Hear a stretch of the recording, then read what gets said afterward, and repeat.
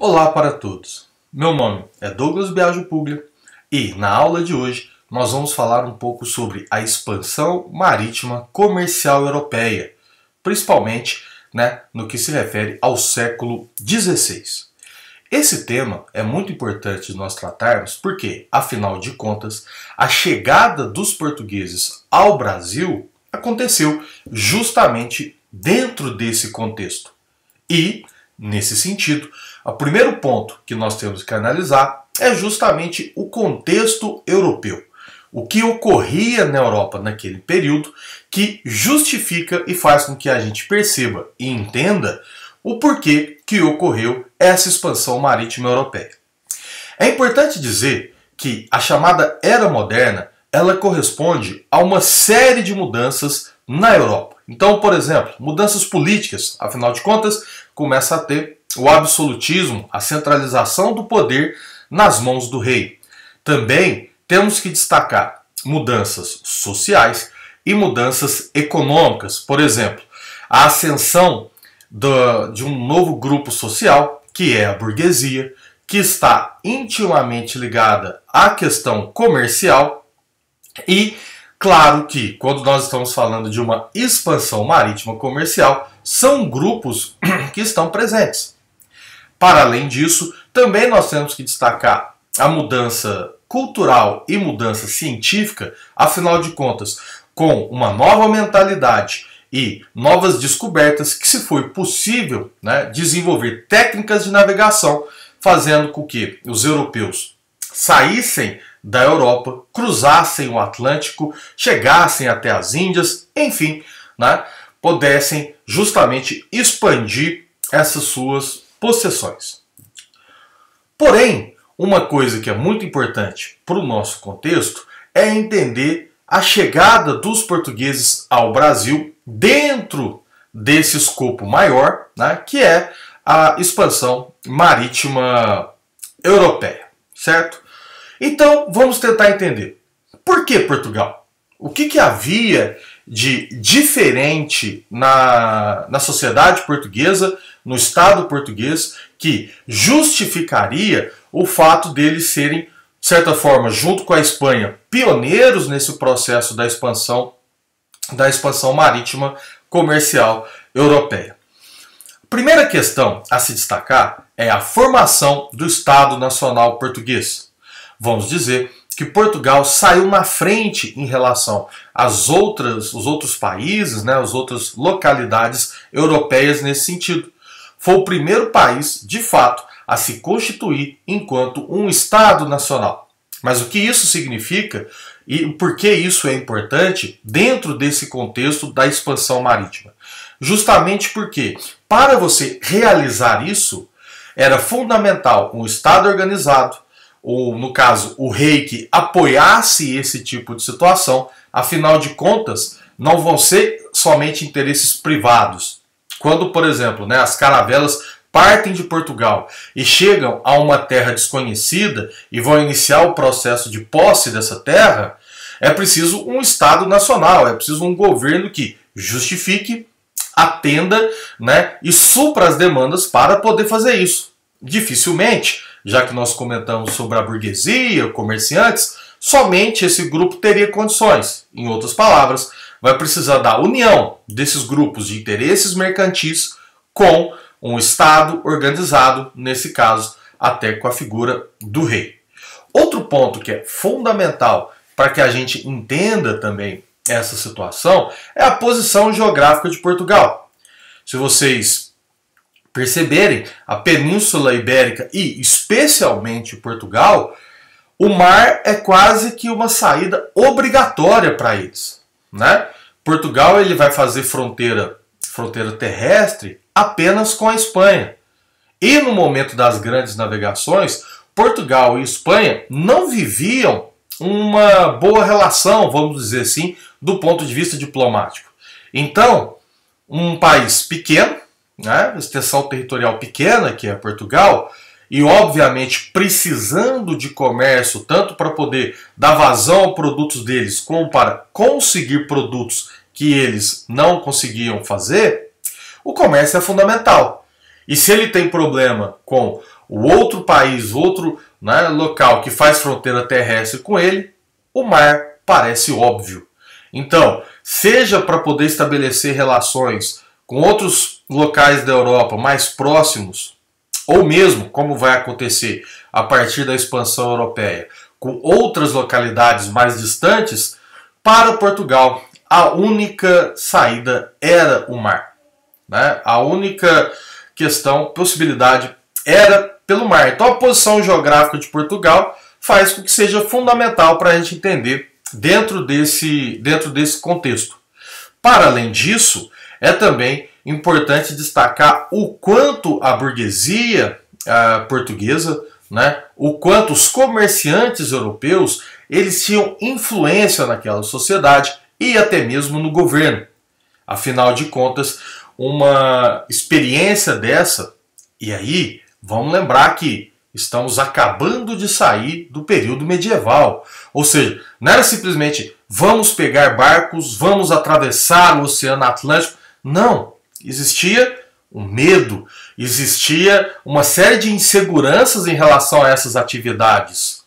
Então, somente um grupo realmente determinado, um grupo que tivesse um grande interesse e uma grande motivação para esse tipo de atividade, que vai ajudar a gente a entender, a justificar isso. Então, nós estamos falando de mudança de mentalidade, nós estamos falando de grandes interesses comerciais. Um dos grandes motivadores dessa expansão por parte de Portugal era justamente para ter acesso às chamadas especiarias, que vinham lá do Oriente Próximo, né? Que começaram então a ficar cada vez mais difícil.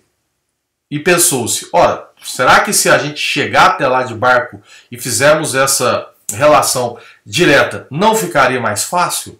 Então, nesse sentido, também há um grande interesse comercial que faz com que a gente entenda por que Portugal também acabou se destacando nesse sentido. E por último, porém não menos importante, vale lembrar que também existe todo um contexto religioso que também ajuda a gente a entender o contexto tanto de grandes navegações quanto do papel de Portugal desempenhado. Nós estamos dentro da Europa no contexto da reforma protestante e também da contra-reforma religiosa. Em outras palavras, as grandes navegações, sob a ótica da Igreja Católica, se apresentou como uma grande possibilidade de conseguir novos fiéis, conseguir novos praticantes da fé católica. Então, a Igreja apoiava essa expansão marítima, porque para a Igreja essa expansão poderia significar novos locais, novas pessoas, enfim, novos praticantes para a sua religião.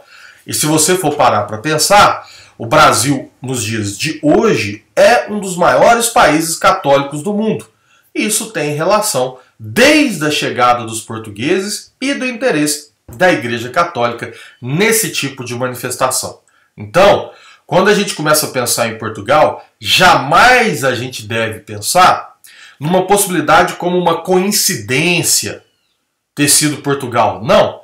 Portugal, então, ele mostrava as características políticas necessárias, ele mostrava as características, como eu disse, sociais e econômicas necessárias, até mesmo do ponto de vista geográfico e, inclusive, até o apoio no caso religioso. Então, são uma série de fatores que fazem com que a gente entenda e perceba por que Portugal, junto com a Espanha, que vai apresentar características parecidas nesse sentido, vão ser os pioneiros nessa expansão.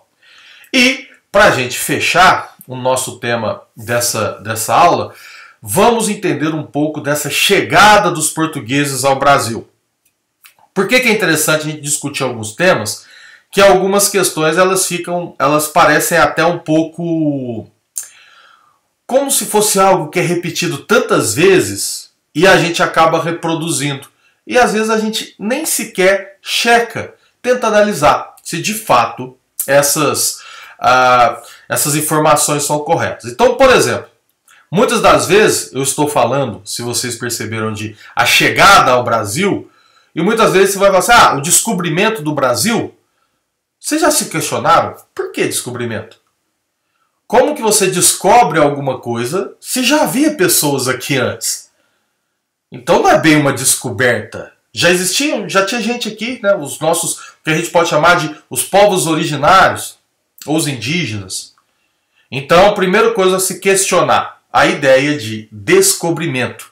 O termo chegada é muito mais correto quando a gente for pensar nesse contexto da chegada dos portugueses ao Brasil. A mesma coisa a ideia de acaso.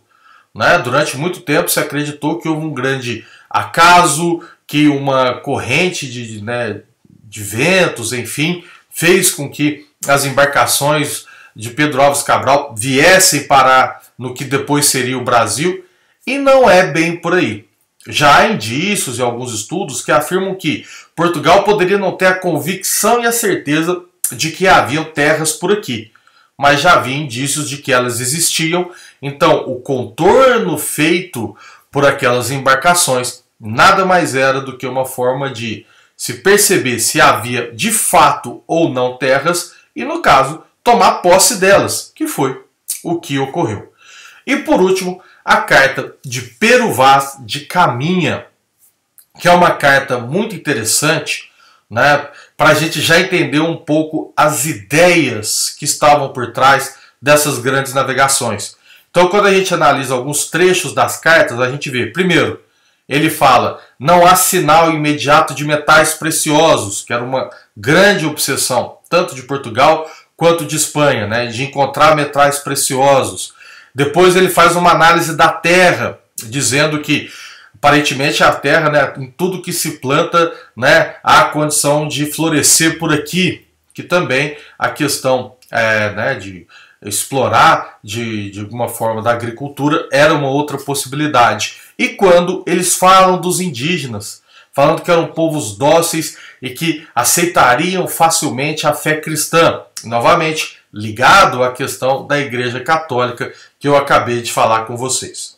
Bem, então nós vamos fechando essa nossa aula aqui e percebendo então que entender a expansão marítima e comercial europeia é entender o contexto em que a Europa vivia como um todo, depois perceber as características próprias que faziam com que Portugal e Espanha, e aqui, como fomos colonizados por portugueses, nós tivemos uma atenção especial às características portuguesas, e depois a gente discutiu um pouco sobre algumas características, alguns mitos que devem ser combatidos nesse momento da chegada dos portugueses. Ok? Espero que tenham gostado e até a nossa próxima aula.